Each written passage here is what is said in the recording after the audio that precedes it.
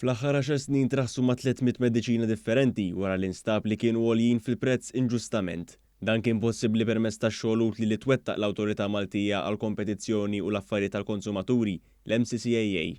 Riċentament l-awtorità kellha rwol ċentrali fit-tnaqqis ta' mediċina partikolari tal-kanċer li f'Malta kienet tinbieħ aktar minn 7 darbiet ogħla milli tinbieħ fi spiżeriji f'pajjiżi oħra Ewropej. Fil-fatt il-mediċina kienet tinbieħ għal 8,000 euro. Dan il-prezz li ħasseb lill-Fondazzjoni Malta Community Chest Fund li tgħin lill-bosta pazjenti tal-kanċer. Il-fondazzjoni għaldaqstant ġibdet l-attenzjoni tal-Ministeru għad-Drittijiet tal-Konsumaturi. Wara l-investigazzjoni tal-MCCAA il-prezz traħħas b'mod sostanzjali u issa tniżżel għal 77% orħos minn dak li kien. One News tkellem ma' Dr. Phyllis Bezzina li hija d-direttur tal-ilmenti u l-konċiljazzjoni fih dan l-awtorità.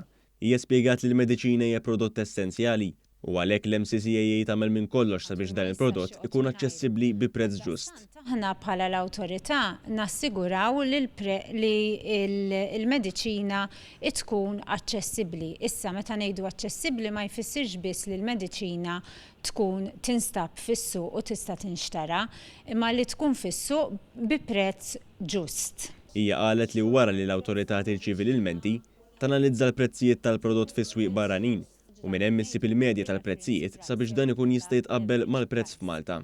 Meta jiġi determinat illi ir-retail price hawn Malta huwa sostanzjalment ogħla minn dak ir-reference price, l-awtorità tibda dialogu mal-importatur tal-mediċina hawn Malta blan illi dik il-mediċina torħos.